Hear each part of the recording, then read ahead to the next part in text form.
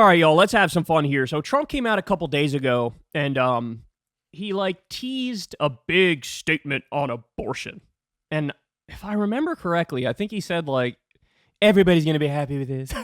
I think he said something to that effect. I'm paraphrasing, but got a big thing on abortion coming. Tune in. Everybody is going to love this. And so he came out. I'm going to play for you what he said in just a second. I'll give you the, everything in its totality, full context.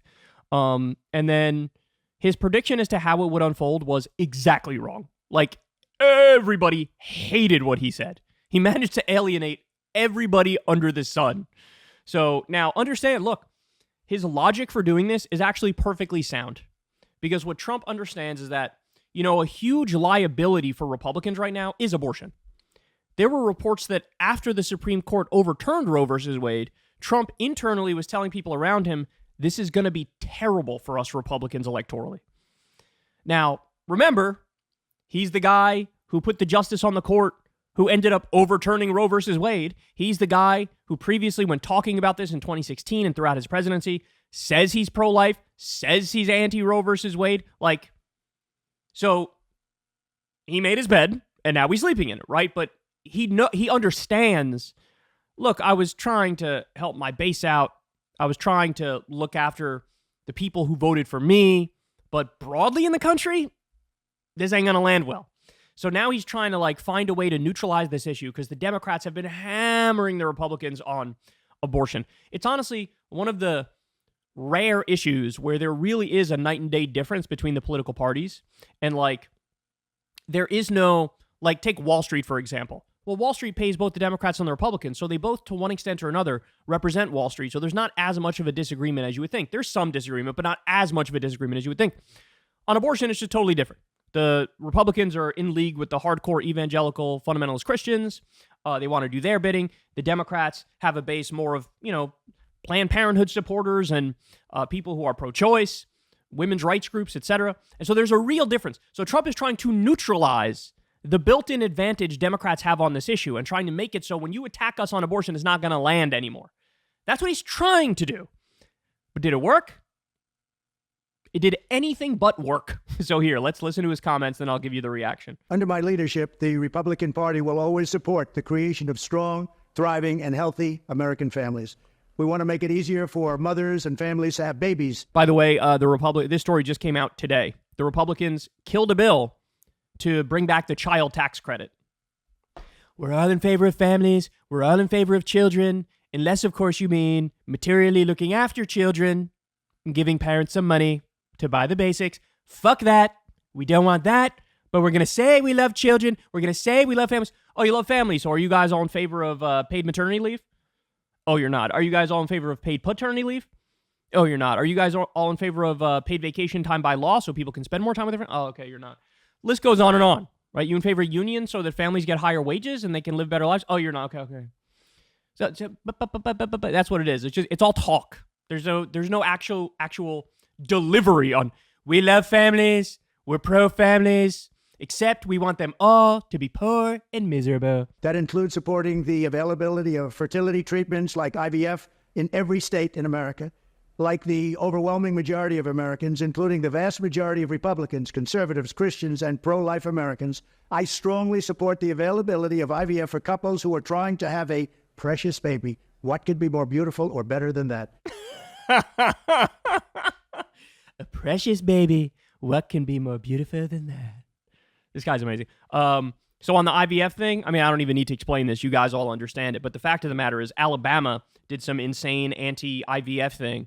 And then all the Republicans had to scramble to be like, but bro, we don't even agree with that, bro. We're not even on the page of that, bro. So he's trying to shift the Overton window on the IVF question in a more pro-American people position, right? Because the Republicans are tarred as, you guys are super extreme. You're in favor of something that 80% of Americans are against. So anyway, let's keep going. I am pleased that the Alabama legislature has acted very quickly and passed legislation that preserves the availability of IVF in Alabama. They really did a great and fast job.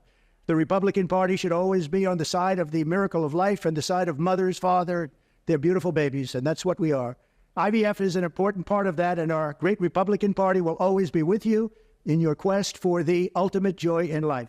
Many people have asked me what my position is on abortion and abortion rights, especially since I was proudly the person responsible for the ending of something that all legal scholars, both sides, wanted and, in fact, demanded. He said all legal scholars were against Roe versus all of them?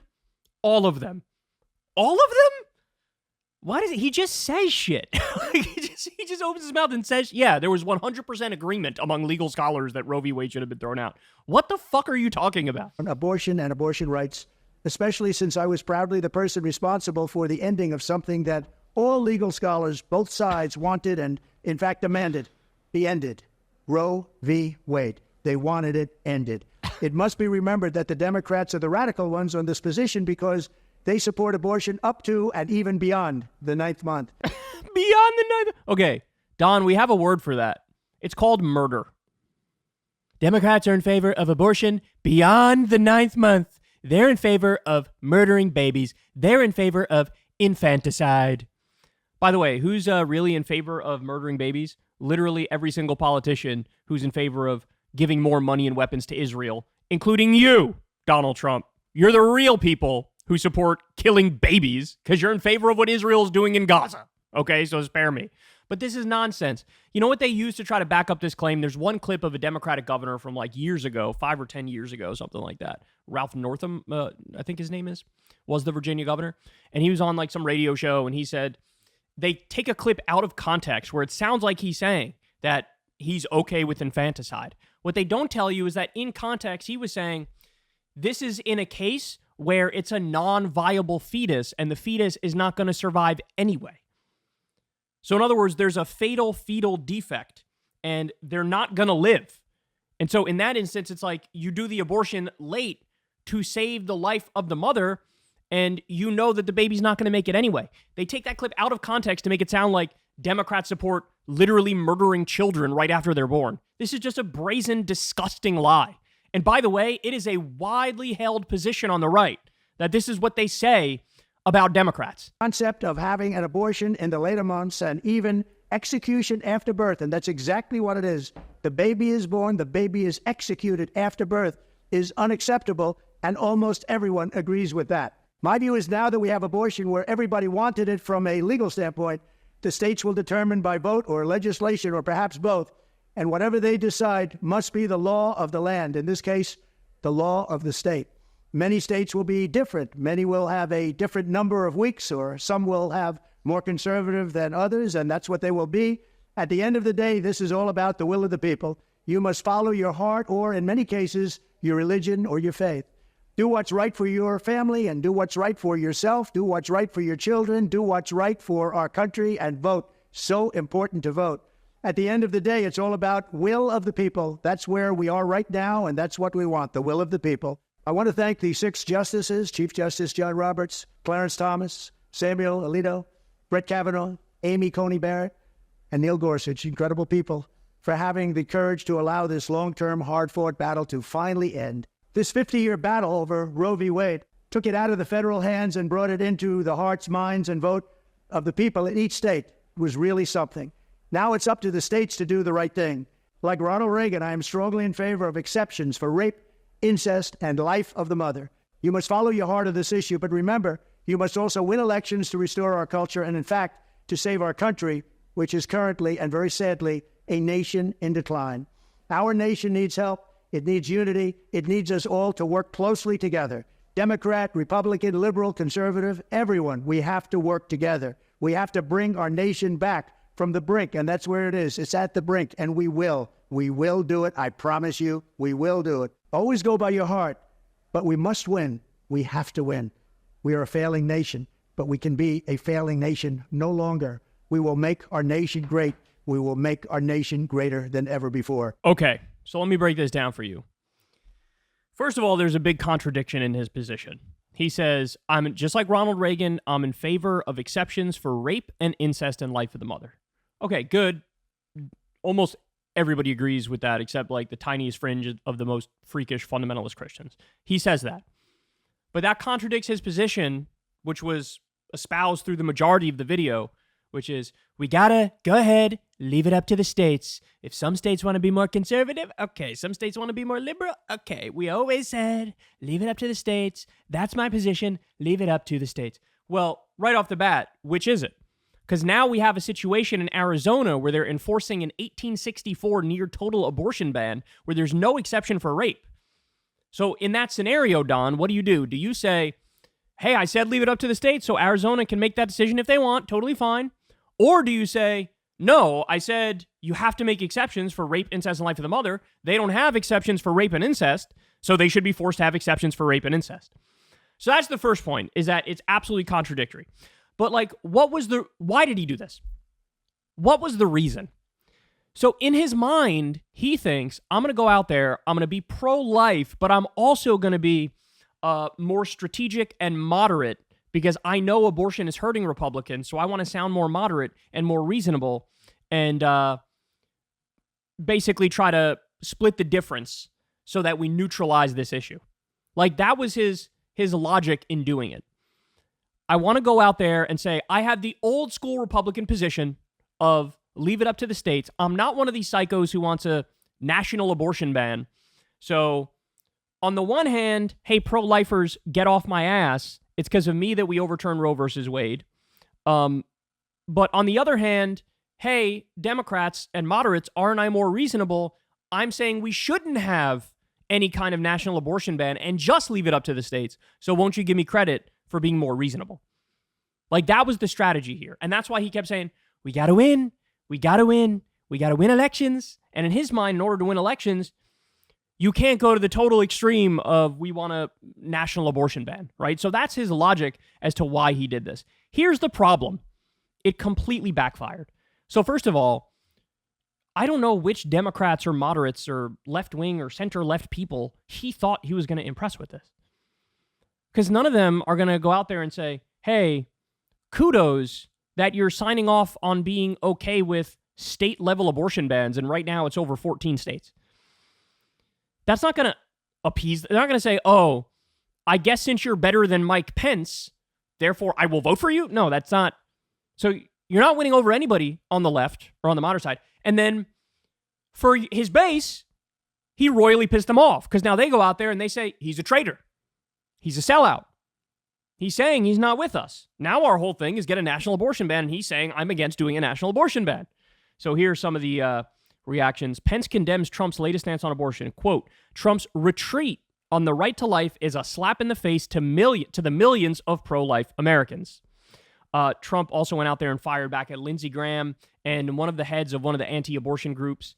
So he said the following: Senator Lindsey Graham and Marjorie Dannenfelser, again, one of the anti-abortion group people, should study the 10th Amendment and states' rights. When they do, they should proudly get on with helping Republicans to win elections rather than making it impossible for them to do so. So Lindsey Graham had come out and said, look, I just disagree with Trump. I want a national abortion ban.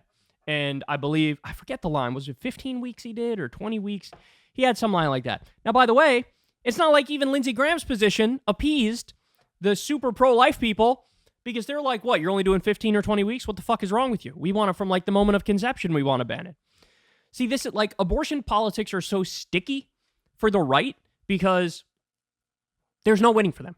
If you come out in favor of what your actual activists and constituents want, you're saying moment of conception, ban it all. And if you do that, you lost 90% of the American public. But then if you try to take some middle road position, they call you a sellout. You don't win any votes over from the left. Right? Or you could be a Republican and just be totally pro-choice, but then good luck trying to win an election without the most motivated people, which is the evangelical Christians, coming out to back you. So they're in a no-win situation. But Trump saw the criticism from Lindsey Graham, saw the criticism from the Susan B. Anthony, like, pro-life group, and now he's swinging at them. So to the extent that the whole idea here was, got to look more moderate, got to look more reasonable, all you managed to do was piss off your base completely and also not win over a single other vote from the Democratic side or even, the centrist side on this. Okay. Now, having said all that, guys, this guy changes positions on abortion more than he changes shoes. Now, by the way, from my perspective, the only thing that really matters is his policy, what he's done vis-a-vis abortion. And on that front, he's the most pro-life person in the country. He just is. When he says, I'm the one who got Roe v. Wade overturned, that's 100% correct. It is. And he also has emboldened and empowered these evangelical fundamentalist Christians to basically run wild because he needed them to get elected, right? I mean, he picked Mike Pence as his VP. So, functionally, effectively, he is super pro-life. But he always says different things on abortion, so I have to show you this. Okay, so now we're going all the way back in time here, but we're going to go from 1999 until today, Trump's positions on abortion. In 99, he said, quote, I am very pro-choice. He was talking to Meet the Press, quote, I am very pro-choice. I hate the concept of abortion. I just believe in choice. Again, it may be a little bit of a New York background because there's some different attitude in some different parts of the country. I was raised in New York and grew up and worked and everything else in New York City, but I am strongly pro-choice. Then asked whether he would ban any abortion, including partial birth abortion, Trump said, no, I am pro-choice in every respect and as far as it goes, but I just hate it. In other words, like the boogeyman that's always brought up by the right, that Trump just brought up in that video. Democrats want abortion after birth. They want baby murder.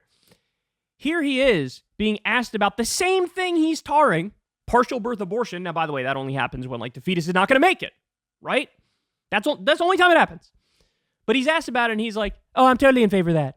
Infanticide, hooray, baby murder, yay. Again, it's not actually that, but that's what he just described it as today. So he's on the record. I'm as pro-choice can be. I don't personally like abortion, but hey, choice. This was him in 99. February 2011, I am pro-life. In a speech before CPAC, while considering running for president in 2012, he said, quote, I am pro-life, against gun control. I will fight to end Obamacare and replace it with something that makes sense to people in business and not bankrupt the country. So that was pretty straightforward, just I am pro-life. In 2015, this is one of my favorite. Krista loved this one. In an interview with CNN in 2015, he said, quote, talking about Planned Parenthood, I would look at the good aspects of it, and I would also look, because I'm sure they do things properly and good for women, and I would look at that. So he said that in 2015, and then in 2016, he says, I will defund Planned Parenthood while also praising Planned Parenthood. He says, millions and millions of women, cervical cancer, breast cancer, are helped by Planned Parenthood.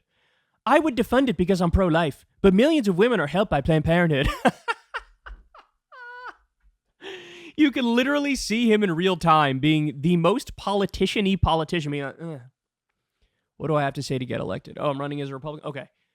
I defund it. But, I mean, they do some good work. They do plenty of good work. Oh, my God. All right, I got more. In 2016, this is a very famous comment of his. He said there should be some form of punishment for women who seek abortions.